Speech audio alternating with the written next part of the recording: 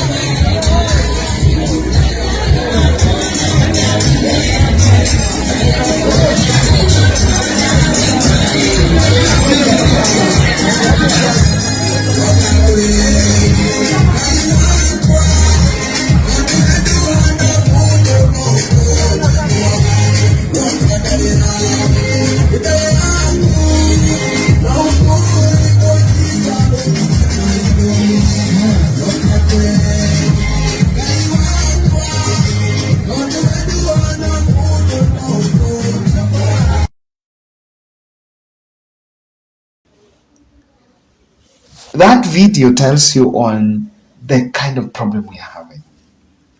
And I want to a little bit digress a bit and make my point on something here. I have seen obsession by people who hold that because Mount Kenya and Rift Valley voted overwhelmingly for the president, so they are part of the government and so they should enjoy. That is not the situation.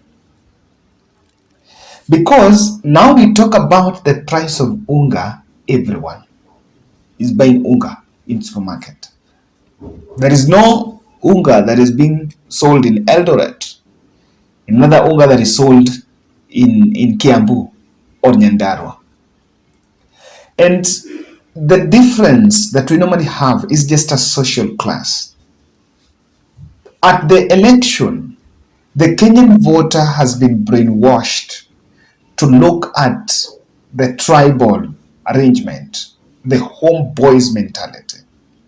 It's not far. It was just some 2 months ago that we went to the ballot to elect. 2 months after that, we are all into the problem. We are all in the mess. And the mess we are in is a mess that partly has been caused by William Ruto's roadside policies. I'll try to get this. We seem to have rushed things out and not have taken credit from precedents.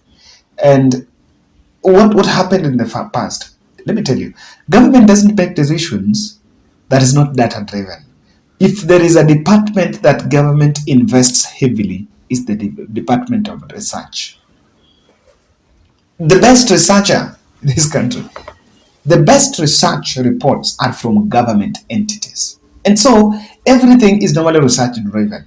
But then when we usher in a government, they seem just to make a rational decision and just moves on. So there is a problem that there is the public anger. And that public anger now is what is manifesting. People are also hungry. There is a problem. Moses Kuria was dispatched in Kieni. Rigathi Gachagua was in Kajiado. Musalia Mudavadi was in Machakos with Wavinya Ndeti. William Ruto himself, the president, was in Turkana for food distribution drive and flag off of the livestock take-off program. So it's one of the best programs. I think I fully support that. Or I saw the CS on terms of agriculture, in charge of agriculture, mistakenly in Turi, was also I think in Embu Meru dishing food. So what has actually been what they are doing is they have gone to the ground. I want to support that decision of dispatching the government to the ground, because the biggest challenge with the relief food is hoarding, where somewhere along the distribution chain there is a lot of stray bags. Stray bags get off the tracks, and that happens where even chiefs who are supposed to be the custodians of the same do not involve themselves in some monkey businesses, and this food do not get to the people. So when you see a CS going to oversee, or rather to preside over that process, it's a good one, because it will help to avoid pilferage and the way somewhere along the distribution chain people taking advantage and running away with the food that is supposed to help people. But relief food is not going to be enough. It's temporal solution for now. It's temporal because it can be skewed. The truth of the matter here is you cannot feed the 50, I think if we have 50 million, then we have close to 20, all these 50 million people in a family setup. You cannot feed over 30 million families on donation. You can take food donation to Turkana and Samburu and areas where you've seen it has gotten to the core. But you cannot feed Kieni and Siaya and Busia and Kakamega through relief food. This is what I think Rigathi and Ruto should actually acknowledge, that the issue of hunger is not only in those regions. Now it's just like the intensity is different, or rather let me say the level is different. The level of that adversity is different. But even in my place, my good village in Siaya, Nia, there is a problem. We are in November, na huko watu wananunua mahindi. A sack goes at 6,000. But I can urge you, if you are in town, na mzazi yako home, kindly, those people the way you're buying unga in the supermarket, those people are buying mahindi and going to the portion mill. So we should really come out to agree that we are addressing a very serious problem. I have a challenge. We are in some of these things, the food donation to manage the public, it's not going to be sustainable. The truth is, it's not sustainable. And William Ruto should just do one thing: inject money in this economy by activating economic stimulus programs. Withdrawing, or rather stopping, kazi mtaani was a big blunder. You know, in Turkana they don't have mahindi, hata hawana nguvu hata kwenda kufanya hii kazi. But in Kieni or in Kiambu or in my village of Siaya or in Homa Bay, those people are also buying. The problem is the money. When you give them money, when you give them some small casual jobs, first there will be a value addition for that same government money. The money that is to be taken in Siaya to buy relief food, if it can be upscaled into it's channeled towards a program, through that program people are going to get engaged. We are going to add value, maybe through environmental hygienists. And environmental hygienists, wakiosha, wakifagia, you even reduce the risk of diseases because of hygiene. But at the same time, because we're giving them money, they're also getting money to spend. So don't you know that yule mtu amefanya kazi mtaani, he has gotten the 500 shillings, he is going to buy unga. Yule mtu anauza unga hajaenda kwa kazi mtaani, but he has also got money because he has got some benefit. Amealinua unga 200, he has sold at 250 to 20. He has got some 20 shillings on top of that gentleman. And kazi mtaani is going throughout, is a weekly thing. The relief food utampatia leo, after 3 or 2 days the food is not there. It cannot be enough. So the problem we did was to withdraw the economic stimulus programs. This is a plea that I'm telling the president and Rigathi Gachagua.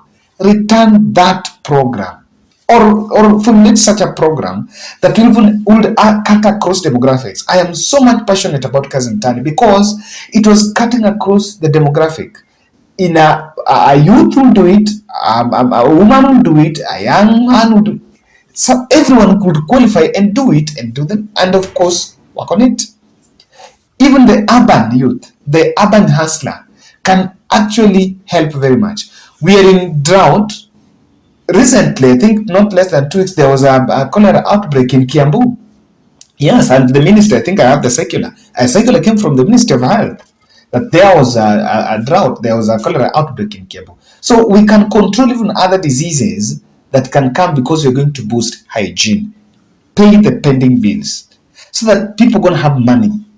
That's it. Paying the pending bills, especially I think the county governments should uptake this. When you pay the county contractors, there is going to be circulation in the economy, and it's about people having money in their pockets. I've always said, and I stand. I pray that we are going to be in this country. Subsidizing production has been overrated. Instead of really focusing on that, you should actually have a hybrid solution where you also make sure that people have money. Because when people have money, they will not have a problem with consumption. Yes, it's good to subsidize production, but also boost consumption by making sure that people have money. And so, I'm waiting for how this is going to play out. If you dare seek hustler fund in this economy with this anger, I'm coming to analyze that in my next video. If you dare sink hustler fund in this economy, people are going to do businesses. People are going to use that money to buy food. Upscale social protection fund, so to protect the vulnerable, especially our women, the elderly, and worst scenario homes. I know in some places people are being given so that at least the economy can take off, because there is a problem and this problem must be handled. I'm coming back with why the hustler fund should be postponed.